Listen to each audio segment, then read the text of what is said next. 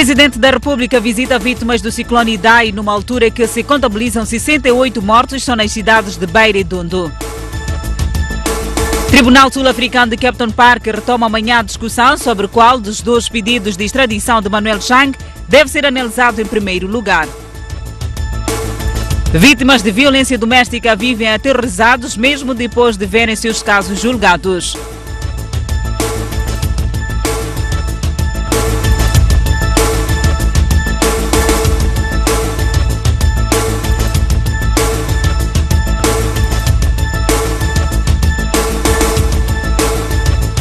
Olá, bem-vindos ao Jornal da Noite. O Presidente da República visitou na manhã deste domingo a província de Sofala para se inteirar da situação do ciclone que afetou milhares de famílias na zona centro do país. Nyusi exortou os dirigentes a priorizarem a ajuda humanitária. Depois de interromper a visita ao Reino de Eswatini, o Presidente da República chegou na manhã deste domingo a Beira, a cidade mais devastada pelo ciclone Idai. Debaixo da chuva, Filipe Nyusi cumpriu a agenda e foi visitar o Centro de Operações de Emergência, que também viu as suas infraestruturas destruídas parcialmente. O Presidente da República exortou os dirigentes a darem prioridade às pessoas afetadas, de modo a garantir a assistência necessária. Temos praticamente isso destruído, né? E não é só aqui.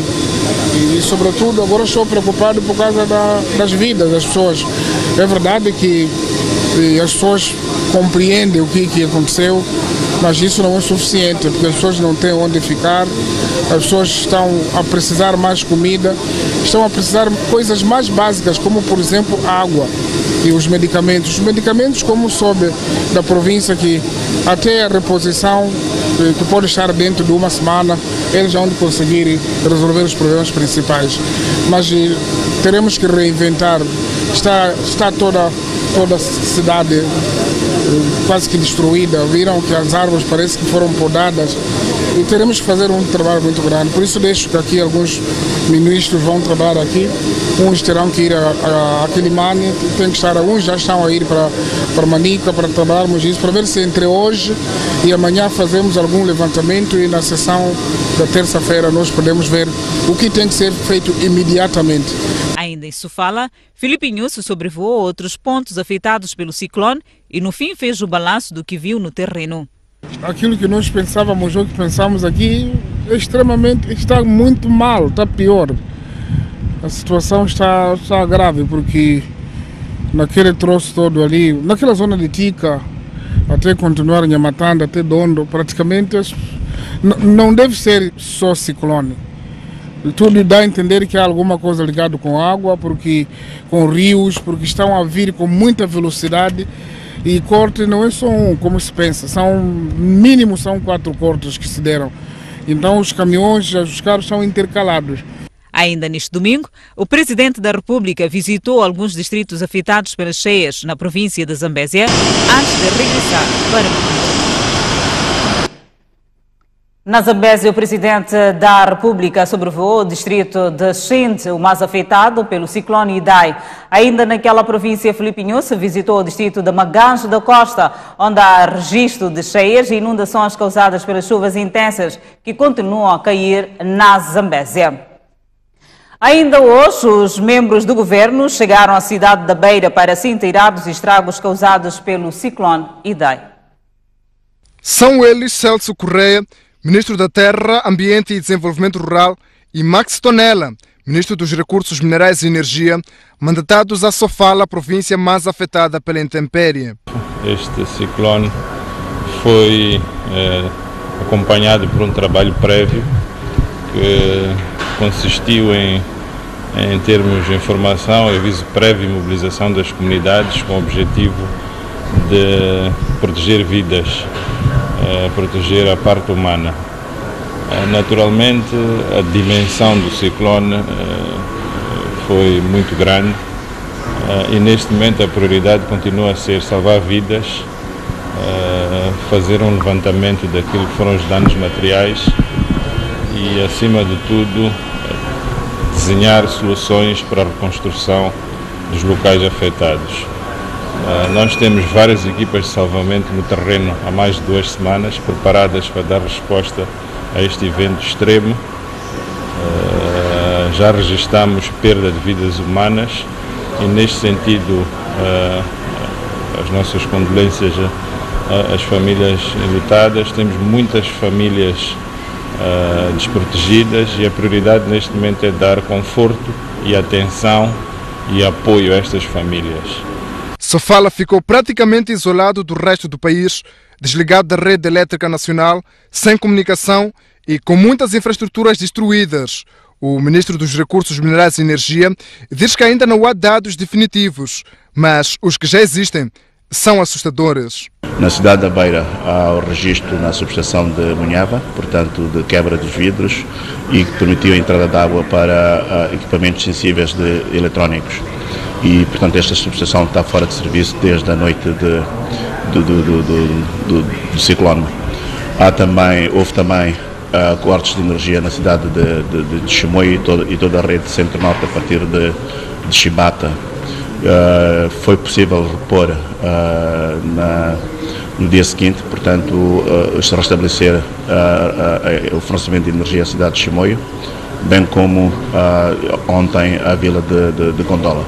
E neste momento foi também feito um levantamento, apesar dos constrangimentos que existem em termos de acessos, para verificar a situação das redes de alta tensão, e identificou-se na proximidade de Dondo a queda de 2 torres. E as equipes neste momento estão a ser trabalhadas. A nível da cidade da Beira há também o registro de queda de várias linhas de média e alta tensão. Em termos de apoio externo, o governo diz estar já a receber da África do Sul e poderá solicitar mais à medida que se vai realizando o levantamento dos danos causados pelo ciclone. Isto é algo que vai ser avaliado. Nós estamos no meio ainda deste processo, mas tudo o que pudermos fazer, isto é o que é o importante, independentemente de onde venha, para minimizar a dor e repor a vida das pessoas, o governo fará. O vice-ministro da Saúde, Leopoldo da Costa, também se deslocou a Tete na manhã deste domingo. O objetivo é avaliar o nível de impacto no setor, mas assegura que, em termos de medicamentos, está tudo acautelado. O Ministério da Saúde tem as condições criadas para evitar o pior.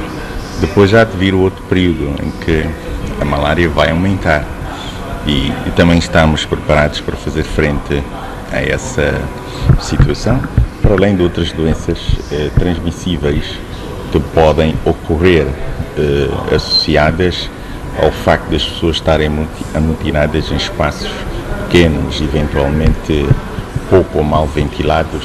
A deslocação dos membros do Conselho de Ministros foi ordem do Presidente da República, que também encurtou a sua visita ao Reino de Eswatini para visitar as vítimas da intempérie. Subiu para 68 o número de mortos nas cidades de Beira e Dondo, vítimas de ciclone Idai. O número de feridos está acima de 1.500. A província de Sofala vive uma autêntica tragédia provocada pela passagem do ciclone Idai na noite da passada quinta para sexta-feira. 68 mortos, dos quais 55 na cidade da Beira e 13 em Dondo, e cerca de 1.500 feridos nas duas autarquias, é o balanço preliminar da devastação provocada pelo ciclone, que deixou igualmente as duas cidades sem energia, água e comunicação. Temos várias residências sem cobertura, muitas instituições públicas, como escolas, hospitais,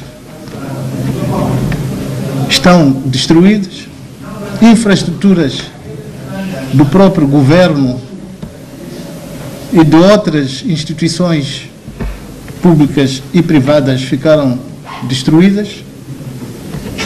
O setor empresarial também sofreu bastante, tem os seus locais de produção destruídos, muito equipamento avariado ou destruído.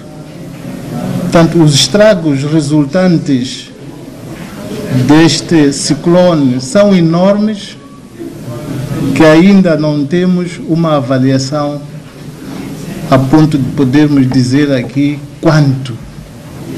É praticamente tudo o que está afetado.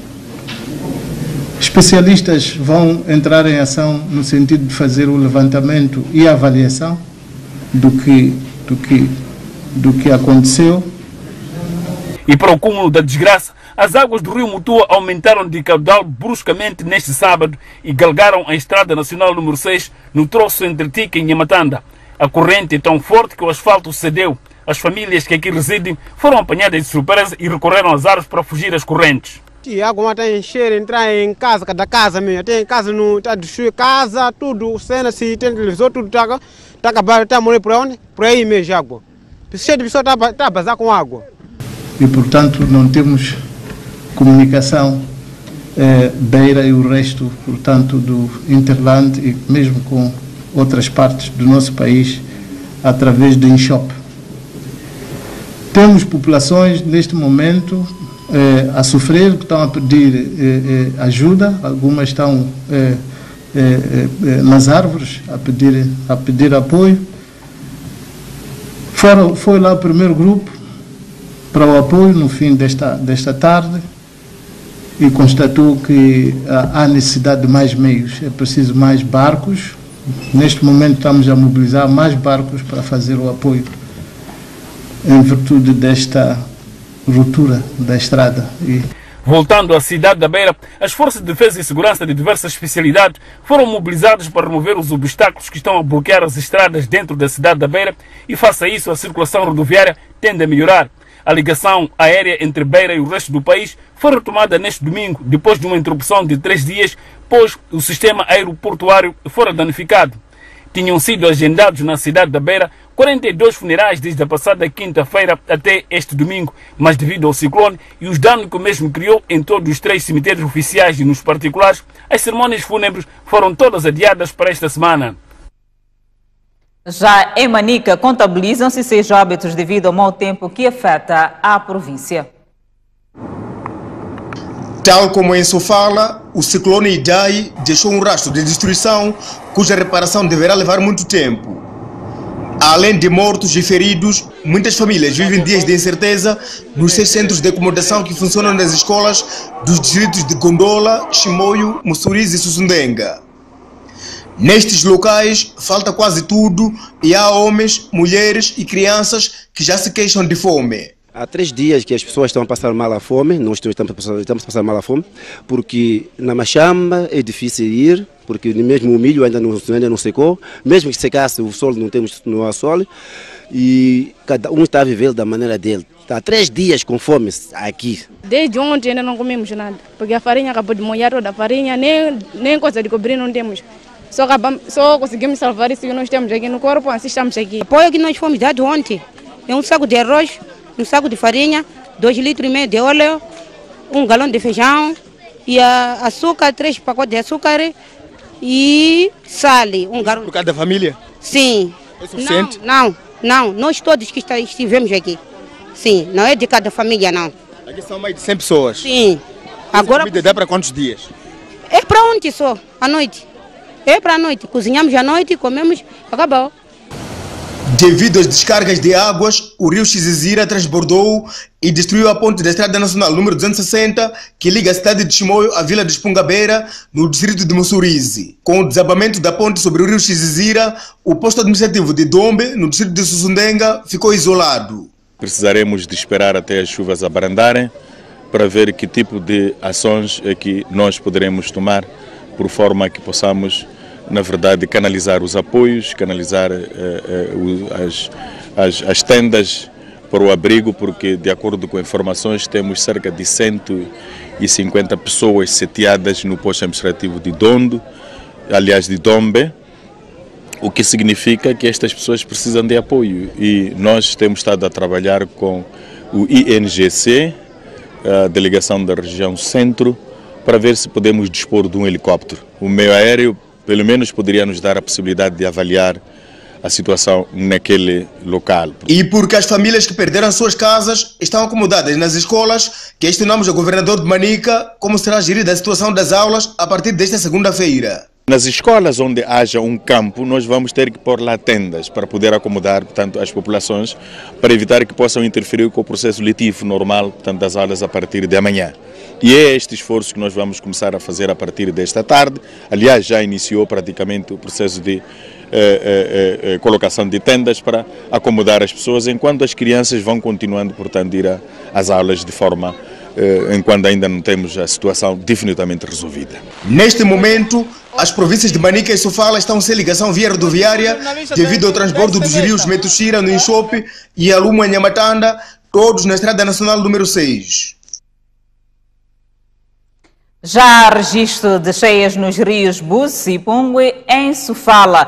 A situação deve-se às chuvas muito fortes que continuam a cair nas províncias de Sofala e Manica e no vizinho Zimbábue. A Direção Nacional de Gestão de Recursos Hídricos avisa que, devido ao aumento dos caudais dos rios, a barragem de Chicamba poderá ser forçada a efetuar descargas que poderão agravar o cenário das inundações nos distritos de Buzi, Nhamatanda, Dondo, Mwanza e Chibabava e Sofala. Por isso, a Direção Nacional de Gestão de Recursos Hídricos recomenda a retirada imediata das populações que vivem em zonas de risco. Devido à passagem do ciclone Idai, a cidade da Beira continua sem comunicações através de 3 operadoras de telefonia móvel. O problema afeta também alguns distritos das províncias de Sofala, Manica e Zambésia. O outro serviço que ficou afetado pelo ciclone é o abastecimento de água. As cidades da Beira e Dondo continuam sem água da rede pública. Até aqui, o FIPAG diz que já conseguiu restabelecer o fornecimento de água às cidades de Chimoio, Manica e Gondola, na província de Manica. Seguimos ainda com a informação relativamente ao ciclone. Chegaram hoje os primeiros voos vindo da cidade da Beira. Algumas pessoas contam o drama da noite de quinta-feira, quando o ciclone deixou a cidade da Beira do precipício. Beira para mim não existe mais. O que eu vi na Beira é uma situação horrível mesmo. Eu vivi na pele que na Beira, nada. O que mais dizer se quem viu tudo de perto nega que Beira seja ainda chamada de cidade?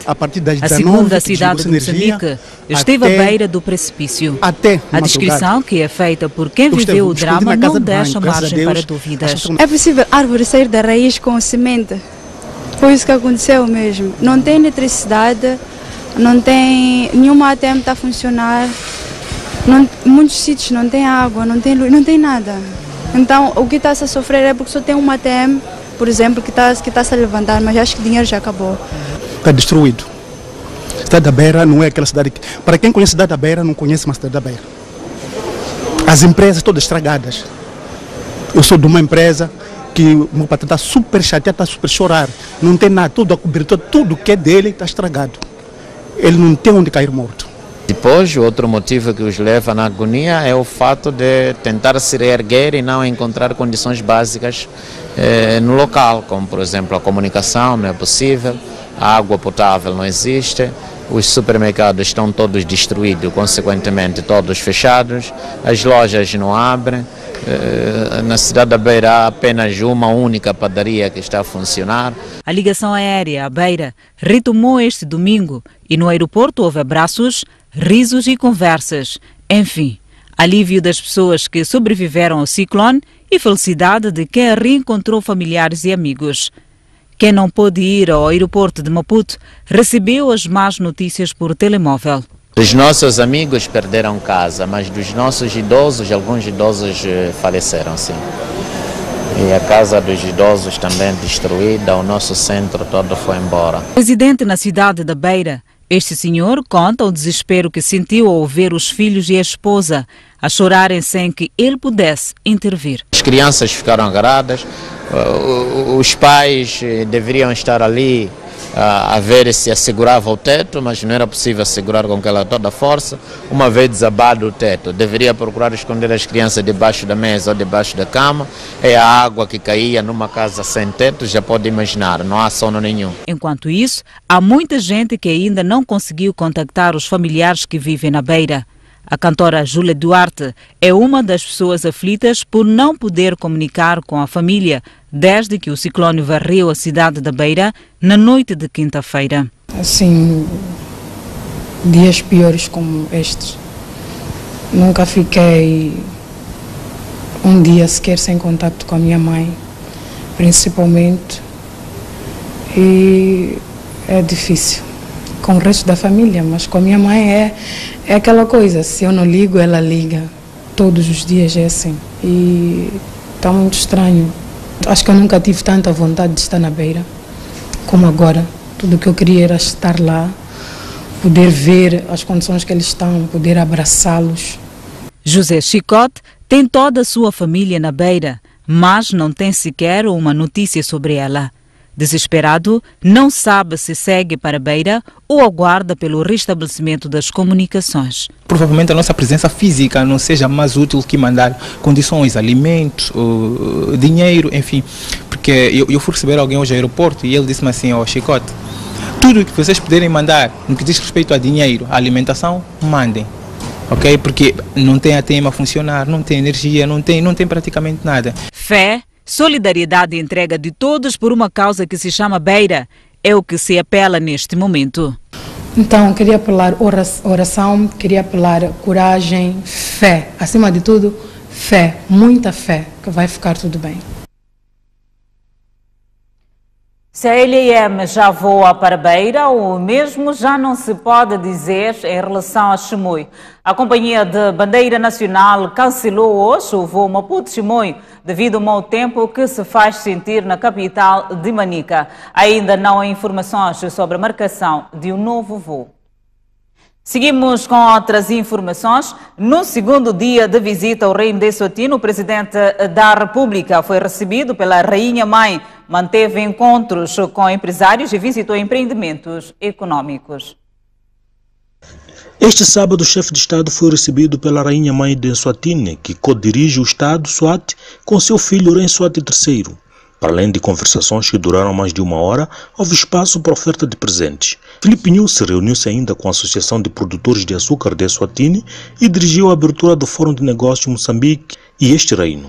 Aqui foi anunciada a retirada de caução para o transporte de mercadoria contentorizada de e para o porto de Maputo a partir de Eswatini, um obstáculo que desviava a mercadoria deste reino para o porto de Durban. Ultrapassamos isto hoje e pensamos nós que vai ser um ganho, porque há muito tráfego que nós não temos na linha de Goba, que continuava a vir da linha de Durban, quando pode vir a linha de Maputo. Mas como que ultrapassaram?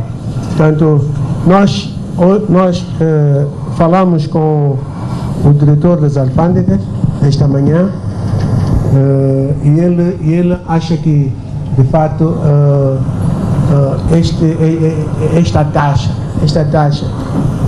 taxa é mesmo de remover. O Presidente da República anunciou ainda obras na estrada Maputo-Goba. A estrada Goba-Maputo é nossa prioridade, que é uma estrada fundamental e, como disse bem o Vice-Ministro, estamos a trabalhar no sentido de reconstruir totalmente e concessionar. Se houver interesses imediatos, também podem começar a colocar. O primeiro-ministro de Eswatini, por seu lado, reclamou dificuldades para os empresários Maswati importarem seus capitais de Moçambique. Is a problem for Eswatini businesses that are trading or have operations in Mozambique. They complain that it's not easy to take out money. So if I start a business in Mozambique, in Maputo, and I start trading there, it's not easy to take out money. A solução para os homens de negócios de Eswatini é mesmo apresentar a proposta de projeto. Mesmo que seja comércio, tem que apresentar a sua aplicação na APEX, que é para nós interagirmos com o Banco Central. A partir do momento que já tem esta aprovação do Banco Central, há de ser fácil o controle cambial, que o Banco de Moçambique tem que registrar o projeto. Empresários moçambicanos residentes em Eswatini e locais queixaram-se igualmente das alfândegas. Nós muitas vezes queremos comprar produtos de Moçambique que seriam mais baratos do que na África do Sul, como carvão, mas acabam ficando mais caros por causa das imposições aduaneiras. Não consigo entender o motivo do pressário de pagamento das taxas tão elevadas em questões de compra de produtos de Moçambique para a Suazilândia. Não sei qual é o nível de desarmamento que está aqui em Eswatini, mas como eu disse, em relação a Moçambique, já o desarmamento foi de 100%. Portanto, nós, repito mais uma vez, já não temos direitos de exportação para mercadorias que circulem na SADC, desde que apresentem o respectivo certificado de origem. O comércio entre Moçambique e Eswatini ainda é fraco. O Reino importou ano passado 3,5 milhões de dólares e exportou apenas 5 milhões para o nosso país. Ainda em Eswatini, o chefe de Estado visitou uma fábrica de processamento de madeira, outra de carne e uma farma de produção de leite. Ficou impressionado com o que viu. A primeira fábrica visitada foi esta que se dedica ao processamento da madeira. O chefe de Estado escalou diferentes seções da mesma e ficou a saber de perto como é feito o processamento do pinho. Depois seguiu para esta farma nos arredores de Matsapa, que se dedica à produção de leite. A farma conta com áreas onde cultiva o pasto para as vacas leiteiras, multiplica o gado através de inseminação artificial e recorre à tecnologia para extrair mais de 9.000 litros de leite por dia. São dessas pequenas coisas que nós fazemos ou não fazemos, ou se fazemos, fazemos pouco, que nós podemos aprender. Temos terra, podemos ter capim.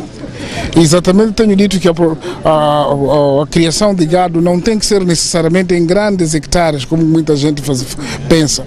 Aqui está um grande espaço pequeno, um pequeno espaço, mas estão a produzir o próprio capim. E o capim que germina e cresce dentro de três semanas e irrigado. E o gado não vai muito longe.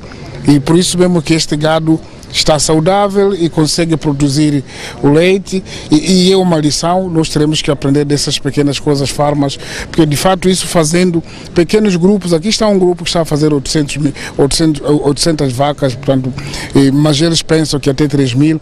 A visita viria terminar nesta fábrica de processamento de carne e produção de enchidos, que existe há mais de 54 anos. Aqui também Filipe News percorreu toda a unidade fabril para conhecer como ela funciona. O ministro dos Negócios Estrangeiros e Cooperação deu continuidade à agenda do presidente da República em Eswatini e dirigiu o encontro com a comunidade moçambicana. Centenas de moçambicanos reuniram-se em Manzini para receber o chefe de Estado Filipe News, mas porque este teve que encurtar a viagem de Estado a Eswatini, o ministro José Pacheco teve que o substituir e reuniu-se com estes concidadãos. Explicou na ocasião por que Filipe News não estava no encontro e por que não adiou viagem ao reino de Eswatini. O estado de preparação das coisas são tais, e como já tínhamos adiado no ano passado, os nossos amigos vinham pensar, bem, os moçambicanos estão sempre à procura de motivo para não vir, não querem nada conosco. Então fez o exercício de vir e a partir aqui da Suazilândia controlar e dar orientações para socorrer as vítimas das cheias. As condições de acesso aos locais afetados pelo ciclone também ditaram permanência até amanhã deste domingo do chefe de Estado em Eswatini. A zona não estava acessível até ontem, portanto, o aeroporto da Beira estava ainda fechado, porque o tempo não permitia a aproximação de meios aéreos. Por estrada, algumas estradas nem sabemos como estão, mas vai abrir hoje, ou abriu hoje. Então, em jeito de solidariedade para ir dirigir as coisas no terreno, o Sr. Excelência Presidente partiu com antecedência, hoje de manhã cedo, diretamente para a Beira. A comunidade moçambicana agradeceu o apoio do governo para terem documentos e viverem legalmente neste país. Agradecemos ainda ao governo por ter negociado com o governo Swazi a oportunidade dos moçambicanos residentes neste reino, o direito dos vistos de residência e do trabalho. Residem em Eswatini perto de 6.000 moçambicanos. Até finais deste mês estarão definidos os detalhes técnicos sobre a água que a Eswatini deverá disponibilizar para Moçambique, aumentar os níveis de encaixe na barragem dos pequenos Libumbos. Há uma preocupação muito clara e objetiva, tanto é que até finais de março as equipes técnicas têm que trazer resultados. A vontade política foi expressa de que sim, é preciso disponibilizar um caudal de água para Moçambique, os técnicos irão trabalhar os detalhes. Na pessoa de Sua Majestade Rei Mswati III, ouvir a expressão de solidariedade dos nossos irmãos de Eswatini e também solidariedade verbal, e houve comandos para mobilização de meios para apoiar Moçambique na ação de retorno à normalidade da vida nas áreas afetadas pelas chuvas e em particular pelo ciclone. Convido-lo a breve intervalo, voltamos dentro de instantes. Até já.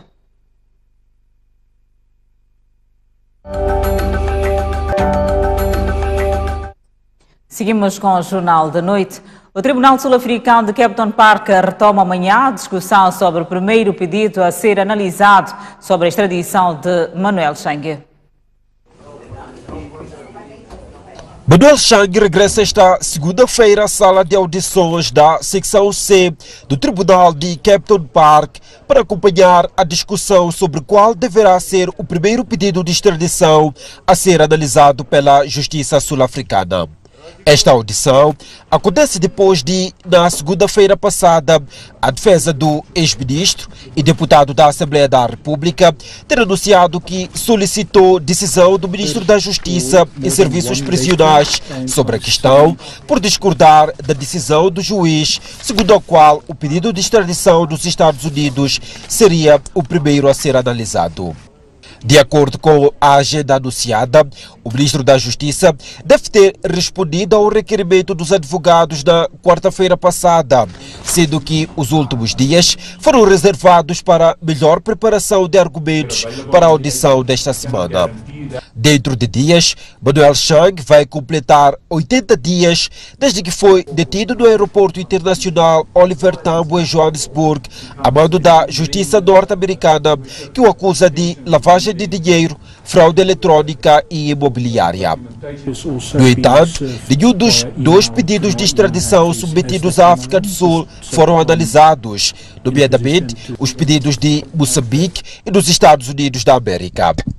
O ex-ministro das Finanças, apontado como quem autorizou as garantias do Estado para as empresas Ematu, Proíde Cozimam, sem autorização do Parlamento, é disputado por Moçambique e Estados Unidos, ambos com processos em curso sobre o esquema das dívidas ocultas de 2,2 bilhões de dólares. Seguimos com a página desportiva. O Costa do Sol conquistou sábado o torneio de abertura Top 8 Mavila Boy pela segunda vez consecutiva ao derrotar na final Black Bulls por 2-1. Os canarinhos receberam de prémio 1 milhão de meticas. Muito fogo de artifício. Afinal, não era para menos. É que, um ano depois, os canarinhos voltam a erguer a taça, a ganhar medalhas e a levar para o seu ninho o prémio de 1 milhão de meticais oferecido pela transportadora Mavila Boy, que desde o ano passado patrocina o torneio de abertura na cidade de Maputo. Indo ao jogo. O Costa do Sol entrou com o objetivo de revalidar o título diante dos Black Bulls, que não se deixaram intimidar e jogaram de igual para igual, obrigando a equipa canarinha a cometer erros, um dos quais terminou com uma falta do guarda-redes Vitor dentro da grande área e o árbitro assinalou para a marca de grande penalidade. Ejaíta, chamado a cobrar o castigo máximo, fez-lo com perfeição, fazendo o 1-0 para a sua equipa. Costa do Sol vestiu o fato macaco e foi à luta. O resultado não tardou. Chegou à igualdade 10 minutos depois, por intermédio de Nilton. Depois do gol de empate, a contenda diminui de intensidade e, cumpridos os primeiros 45 minutos, foi-se ao intervalo. No arranque da segunda parte, Nilton bisou na partida, fazendo os 2-1, resultado com que terminou a partida. Foi um torneio que foi aproveitado por nós para a preparação daquilo que é o Moçambola. Foi um torneio em que apenas sofremos um golo de grande penalidade e mal sofrido, pronto, enfim, mas tivemos bastantes oportunidades. Isto naquilo que respeita a este jogo, acho que tivemos 4 situações isoladas com o guarda-redes, não aproveitamos, mas de qualquer forma acho que não deixou de dizer a ninguém aquilo que é o justo vencedor, o Costa do Sol. Continuar a trabalhar, tudo bem, é bom para eles, é bom para estes meninos, cresceram hoje, agradecer ao torneio Mavila Boy o facto de nos ter convidado a Black Bulls, acho que dignificamos o torneio e agradecer a participação, agradecer aos meus atletas pelo esforço que fizeram, acho que também não se sentiu a diferença entre primeira divisão ou Moçambola e divisão de honra. No jogo de atribuição de terceiro e quarto lugar, o Machacane venceu a Académica por 5-0 e foi premiado com o valor de 75 mil meticais. Os organizadores do torneio Top 8 Mavila Boy dizem que atingiram os objetivos e garantem que para o ano haverá mais Mavila Boy. Ana Flávia Zinheira diz que este tipo de ideias deve ser replicado. O torneio foi muito bom, teve uma grande envolvência, o senhor Mavila deve ser acarinhado. Penso que não pode morrer esta ideia. Iniciativas criativas como estas de empreendedorismo de um jovem que viu a oportunidade de gerar renda através do desporto, eu penso que tem que ser replicado para outros jovens. A única coisa importantíssima que nós tínhamos como patrocinador da prova era que a prova tivesse o seu início e o seu fim. Estamos a testemunhar neste exato momento o fim da luta. Acredito que foi uma nota muito positiva. Nós vimos aqui uma equipa como o Black Bulls, que apareceu assim, chegou à final e vendeu caro o jogo. Podia também ter chegado e ganhar o jogo. Nós temos o protocolo com uma vila até 2020. Então, para o ano há mais uma vila e queremos que as equipas também apetrechem-se mais. Foi uma pena não termos o Ferroviário Desportivo nesta fase, porque contávamos muito com eles. Mas futebol é isto. Quem não está preparado ou quem não ganha não pode passar para a fase seguinte. Convido-lhe a um breve intervalo, mas antes a previsão do estado do tempo para amanhã. Para a zona sul do país, prevê-se para Maputo 37 de máxima, 23 de mínima, Xai-Xai 35 de máxima, 22 de mínima, Inhambane 33 de máxima, 22 de mínima. Seguimos para a zona centro do país. Beira 28 de máxima, 24 de mínima, Quilimane 31 de máxima, 23 de mínima, Chimoio 27 de máxima, 20 de mínima, Tete 30 de máxima, 24 de mínima. Por fim, a zona norte do país, Nampula, 33 de máxima, 23 de mínima, Pemba, 32 de máxima, 25 de mínima, Lixinga, 28 de máxima, 16 de mínima.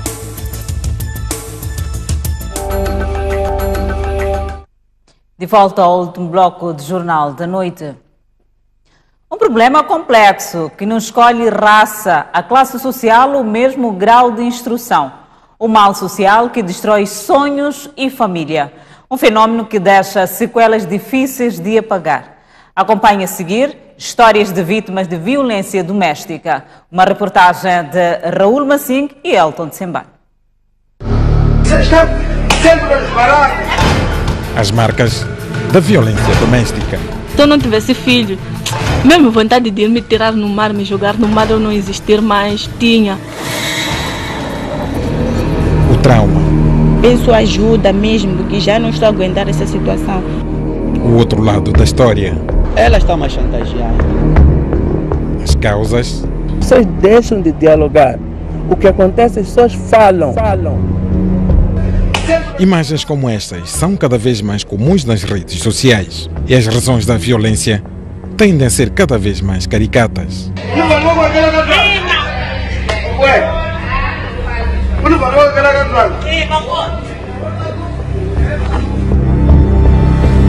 Dados do Gabinete de Atendimento à Mulher e Criança do Ministério do Interior revelam que em 2018 foram registrados 13.950 casos de violência doméstica no país, um aumento de 1.387 casos se comparado com os registrados em 2017.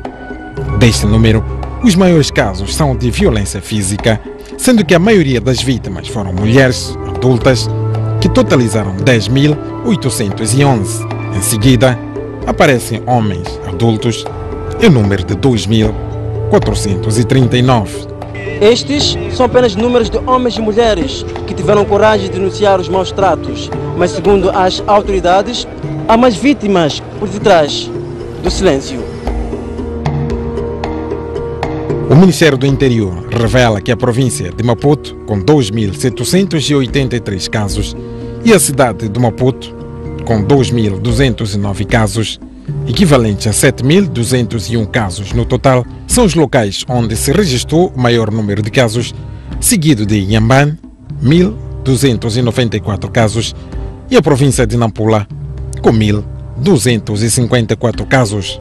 A STV visitou o Centro de Atendimento às Vítimas de Violência do Hospital Geral de Mavalane, em Maputo. Este profissional, que recebe as vítimas e faz o cadastro dos casos, revela um cenário preocupante. Só nesta unidade sanitária registram-se entre 90 a 100 casos de violência doméstica por mês, com destaque para a violência física. O maior número de casos são registrados entre os dias 23 a 26. É o momento que conseguimos ver, perceber mais conflitos, tanto que no historial dos nossos pacientes, a prova disso é tudo relacionado com dinheiro. Para o sociólogo José Bambo, o problema mora na falta do diálogo e justifica. Deus quer falar consigo. O que significa? Significa que o outro lado só está disponível a falar. Não está disposta, não está disponível a ouvir a outra parte. Na ausência disso, cria a situação de violência. Porque vai ser violência psicológica enquanto a pessoa vai falando, mas também poderá desembocar em violência física. A seguir, histórias de casais que mostram que nem sempre as histórias de amor terminam como nos contos de fada. Ao invés de felizes para sempre, terminam em violência e na barra do tribunal. A equipa de reportagem da STV percorreu durante semanas alguns bairros da cidade e província de Maputo à procura de relatos de vítimas e dos agressores. Hoje a minha vida é muito frustrante. Chamemos-a de Joana. Conta que viveu por 5 anos num relacionamento violento. Segundo ela, a situação mais grave registrou-se numa madrugada em que, ao chegar a casa, o seu companheiro decidiu espancá-la e depois enterrá-la viva porque, alegadamente, havia cozinhado arroz sem caril. Eu acredito que quando ele me meteu na cova, eu já havia perdido o sentido, porque ele me espancou tanto, mas tanto mesmo.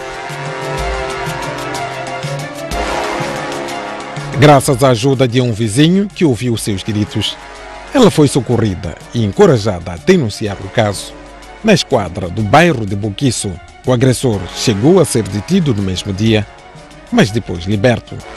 A jovem de 26 anos diz ter ficado chocada com o tratamento que teve na esquadra local. Você não cozinhou para teu marido por quê? Você não sabe que é direito de uma mulher cozinhar para o marido? Não cozinhas para teu marido por quê? Eu simplesmente cozinhar arroz porque ele não me deixou dinheiro para cozinhar. Afinal, você não ama teu marido. Como é que você quer meter queixa para teu marido? Você não ama teu marido. Não amas teu marido, tu.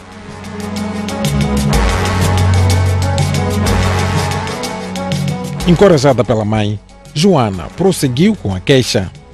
Vendo o envolvimento da mãe da vítima na situação, o agressor proferiu palavras ameaçadoras contra esta, que por sua vez abriu um outro processo de violência psicológica. Sendo assim, ao tribunal foram 2 processos, um da vítima e o outro da mãe. Passados 2 meses, como conta esta mãe, depararam-se com uma surpresa. Quando chamam-me no tribunal, chamam para resolver o meu problema. Segundo contam as ofendidas, só depois de alguma pressão é que o processo da Joana foi recuperado. Sem advogado a lhes assistir, veio a sentença. No documento consta que o agressor foi acusado de violência física simples, um crime punido com pena de prisão de 1 a 6 meses e multa correspondente.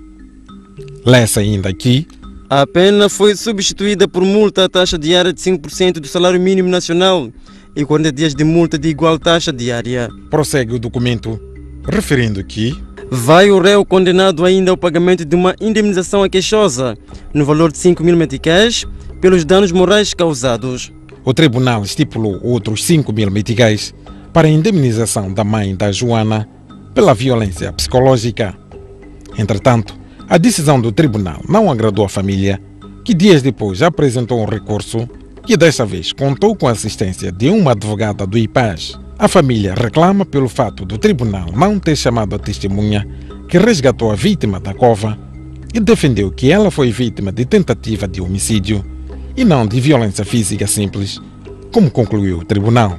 Se realmente a justiça de Moçambique funciona, eu quero que a justiça mesmo seja feita, porque aquilo que aquela juíza me disse, o jeito como me trataram lá, aquilo não é justiça. Te garanto que aquilo não é justiça. De regresso ao tribunal, a família conta que houve vários cenários de injustiça. Chegados lá, a juíza quando entra, diz de novo, é a menina da cova. É uma violência psicológica essa também. Eu, como mãe, me senti violentada psicologicamente. Eu nascer uma filha, criar para ser chamada menina da cova. Meterem na cova para a juíza que é do direito. Dizer, em vez de julgar as coisas como elas devem ser, chamar minha filha de menina da cova. Uma juíza ter direito de falar assim. Será que é justo isso? Passam cerca de 10 meses desde o sucedido. A família acabou desistindo do caso porque diz não acreditar na justiça moçambicana. Desde então, Joana diz que a sua vida já não é a mesma. Tem momentos até que eu até fico assustada. Alguém quando fala comigo, eu fico assustada. Mas muito mais por causa do trauma que eu tive. Porque, moço, não foi fácil. Só Deus mesmo para curar definitivamente essa dor que sinto dentro de mim. Só Deus. Entretanto, a vítima queixa-se de não ter ficado com nada do que construiu com o ex-companheiro e acusa-o de não dar assistência à criança. Eu praticamente estou no zero. O que me dá mais força é saber que, pelo menos, Deus teve a piedade, o dom de me dar meus filhos. Que eu olho para meus filhos e eu digo, poxa, meus filhos merecem ter uma mãe neste mundo. Já imaginou eles ser uma mãe no mundo? É o que mais me dá força. Se eu não tivesse filho, mesmo vontade de ir me tirar no mar, me jogar no mar, eu não existir mais, tinha. Apesar da coragem que teve em denunciar, teme que o agressor a faça mal, pois diz ter havido ameaças. Ele anda me a cercar. Eu não sei quais são os planos que ele tem comigo, mas eu tenho a certeza que Deus é maior que tudo. A STV procurou ouvir o acusado, que por via telefônica deu a sua versão. Mas o senhor batia a sua esposa, não batia? Não, a briga normal sempre houve no casamento, não é? Mas em todos os casos, mesmo a última situação que nós tivemos no tribunal que se apurou, paguei por tudo isso. Agora, batendo não, não ia bater porque essa era a minha esposa. Mas você não meteu ela na cova em nenhum momento? Meter na cova, como você poder provar que prove. Quando se fosse para enterrar alguém, meu senhor, não precisava de lhe enterrar viva. Se eu quisesse lhe matar, não precisava lhe enterrar viva, não precisava fazer isso aí. Se calhar nunca matei ninguém, mas se calhar ia pensar de uma outra forma. Não ia enterrar viva alguém que até está com a boca aberta para poder gritar e chamar os vizinhos. Na sentença do caso, vem e passamos a citar. Proceda-se à liquidação da conta e notifica-se o réu para o pagamento da multa em 10 dias e da indemnização em 30 dias. Sucede, porém, que já se passam meses e o acusado ainda não pagou os 10 mil meticais referentes às duas indemnizações. Depois de analisar o caso, o advogado Alcídio Sitoy sustentou a tese da família da vítima no que se refere ao tipo legal de crime. Os fatos que se verificaram, a agressão sofrida pela vítima, daria a entender estar-se diante de prática de atos idôneos a causar a morte da vítima, o que só por isso daria-nos a entender estarmos diante de uma tentativa de homicídio. Sitoy diz que as irregularidades descritas pela vítima durante o processo podem dever-se ao fato desta não ter sido assistida por um advogado no início do caso. O advogado aconselha a vítima a procurar assistência jurídica gratuita no Instituto de Acesso à Justiça da Ordem dos Advogados ou no Instituto de Patrocínio e Assistência Jurídica do Ministério da Justiça para reclamar os seus direitos. A solução seria avançar judicialmente para obter uma sentença que obriga a prestação de alimentos e também que obriga a divisão dos bens. A prestação de alimentos é muito mais rápida de ser obtida. Porque a família diz não confiar na juíza que julgou o caso no Tribunal Judicial da Machava, Sitoi avança que há uma solução. Se as pessoas tiverem aspectos concretos, podem denunciar a atuação do juiz junto do Conselho Superior de Magistratura Judicial. Se ao mesmo tempo está a ocorrer um outro processo, por exemplo, de pensão de alimentos, podem, junto do tribunal, levantar a suspeição do juiz. O que é suspeição? É dizer que, olha, nós já denunciamos este juiz junto do Conselho Superior de Magistratura. Então ele não pode estar a julgar um outro processo nosso. No outro extremo da província de Maputo, acompanhamos um outro caso de violência doméstica. Tal como Joana, Elda da Conceição é outra voz que dá eco aos casos de violência doméstica no país. Todo o caso esteve no tribunal. Na sua mesa, vários documentos do tribunal, da polícia e de outras entidades para onde recorreu. Agora, longe do seu ex-companheiro, faz os relatos da violência. Vem me partir com um ferro. Fui parar nas coisas, caí aqui no chão, ele entrou no carro, foi embora. Os vizinhos ficaram a me socorrer, levaram-me para o hospital Zé Macamo, fui apanhar pontos lá e voltei para casa. Ainda estava a amamentar minha filha de 2002 com 2 anos. Explica que numa dessas vezes em que foi espancada, descobriu que o seu parceiro portava uma pistola ilegal, uma versão refutada por Tomás Nhambi. Nessa altura, nunca tive nenhuma pistola. Não. Agora se eu sou empresário, fiz questão. Foi a partir desse episódio que há mais de 6 anos, Elda o colocou na cadeia. Um episódio que causou a separação do casal. Entretanto, mesmo com o distanciamento, ela diz não ter uma vida tranquila, porque o ex-companheiro não aceita vender a casa, mesmo depois da decisão do tribunal. Se tem já metade do dinheiro que estamos a vender a casa, dê-me a metade do dinheiro que eu vou à minha vida, que fique com a sua casa. Eu vou à minha vida. Nem com isso ele diz que não há nada de dinheiro que eu vou te dar, você é para sair daí e ir embora. A nossa reportagem, o ex-companheiro negou igualmente ser violento. Não me recordo ter acontecido isso. Não me recordo. A polícia nunca foi chamada? Já, a polícia já. Na polícia já. Pela violência doméstica? Não. Um mal entendido dali de casa. Não violência doméstica. Entretanto, documentos em nossa posse mostram que Nhambi já foi notificado pelo Gabinete de Atendimento à Mulher e Criança para prestar declarações. Consta ainda esta guia da esquadra de Belo Luane para que Elda se apresentasse ao hospital depois de ter sido agredida fisicamente. Quanto à alegada recusa em obedecer a decisão do tribunal de vender a casa, o ex-companheiro rebate. Se eu até hoje não trouxe lá os clientes para lhe ajudar ou para podermos vender a casa, é que não sei a qual preço está a venda o imóvel. Nunca impedi. Estou a favor da venda do imóvel. Entretanto, numa gravação telefônica feita pela ex-esposa, este mostra um outro posicionamento. Enquanto você quer vender esse imóvel, eu sem querer, mentira, você não vai vender. Escreve o que você está dizendo. Vai procurar N curandeiro. N. Eu até já te disse você. Vai chamar o presidente da Metramo, vir trabalhar essa casa. Não onde comprar, a casa é minha, não é dele, é minha. Elda diz que apesar da separação, a situação em que se encontra é de sofrimento. Peço ajuda mesmo, porque já não estou a aguentar essa situação.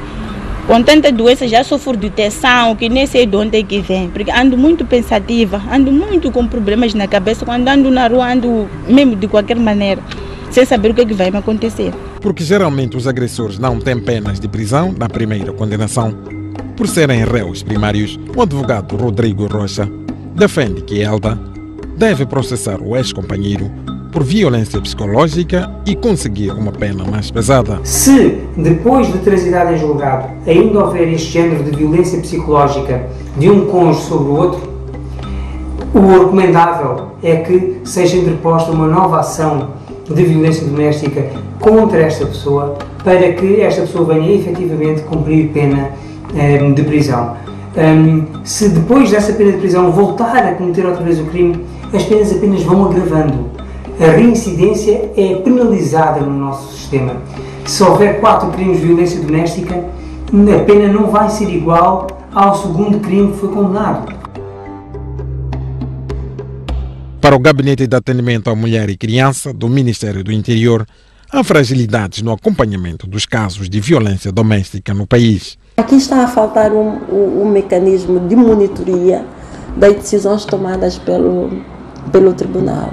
Agora, entrando um pouco para o caso que se referia, é que houve aqui uma medida estabelecida pelo tribunal, mas quem está a fiscalizar? Lourdes Mabunda defende um acompanhamento especial a este tipo de casos. O mecanismo, né, instituído deve ir para além do atender o caso, levantar-se o processo, julgar-se. É preciso fazer o acompanhamento, né?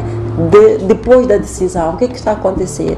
A reincidência. A chefe daquele gabinete diz que há muitas mulheres que sofrem caladas durante anos e chegam à saturação, acabando trocando de papéis, passando de vítimas a agressoras brutais. Tem que trazer uma dose de violência para neutralizar de uma vez, para que ele não tenha forças de reagir contra mim. É por isso que muitos dos casos em que são para as mulheres que são protagonistas, a violência é muito grave.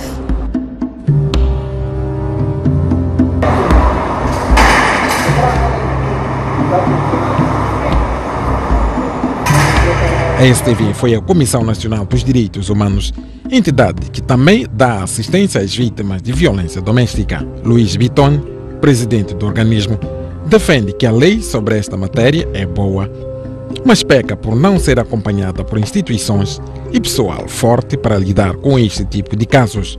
Para ele, isso faz com que haja morosidade no julgamento dos casos e abre espaço para a descredibilização do sistema da justiça. Nós não temos acima de 400 juízes, temos 300 e alguma coisa juízes ao nível de todo o país. Está vendo? Abaixo de 400 juízes para uma população de 29 milhões. Se você pode escrever tantas leis, a dizer que bem, é preciso ser célere, mas a resposta não está construída para isso. Biton defende a especialização de juízes nesta matéria, pois é uma área sensível que não pode ser tratada por pessoas que chamou de curiosas. O que acontece é que não temos magistrados especializados em temas de direitos humanos, incluindo a questão de violência doméstica. Então, se você não tem pessoas especializadas na área de direitos humanos, como é que eles vão responder temáticas de direitos humanos? É impossível.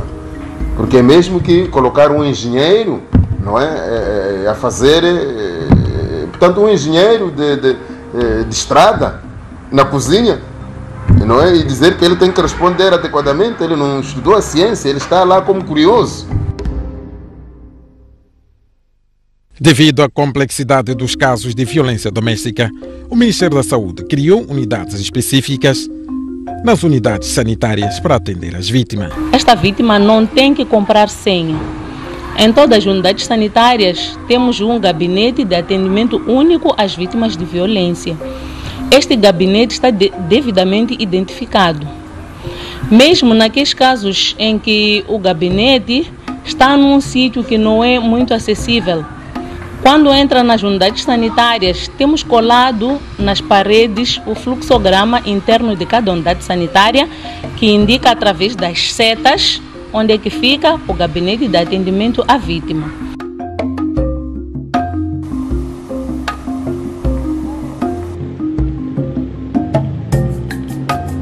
O Ministério da Saúde alerta as vítimas de violência sexual para que se apresentem nas unidades sanitárias dentro de 72 horas, ou seja, dentro de 3 dias, para que seja feita a profilaxia, um procedimento que pode prevenir a gravidez indesejada, as ITS, inclusive o HIV-Sida.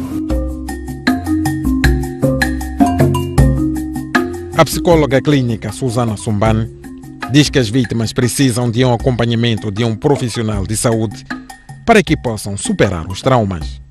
Isolam-se no seio familiar. Essas vítimas muitas das vezes têm ideias suicidas. Algumas vítimas até tentam fazer um suicídio, porque essa pessoa não recebeu nenhum acompanhamento.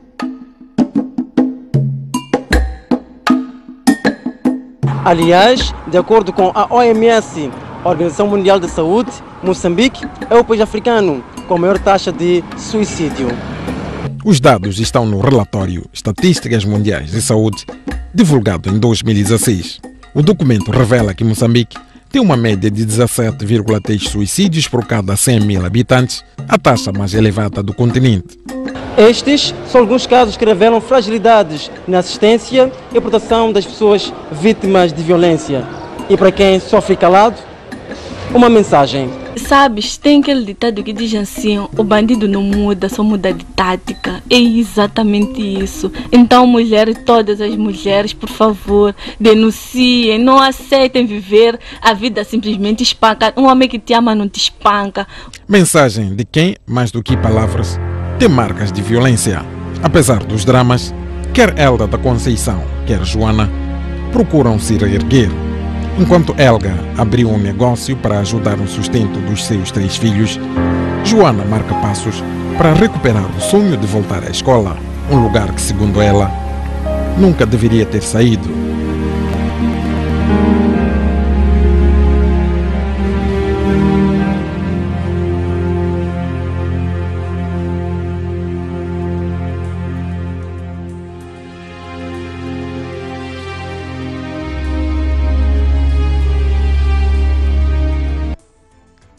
Violência doméstica, um mal a não seguir. Stop violência. Ponto final, o Jornal da Noite. Obrigada pela atenção dispensada. Boa noite.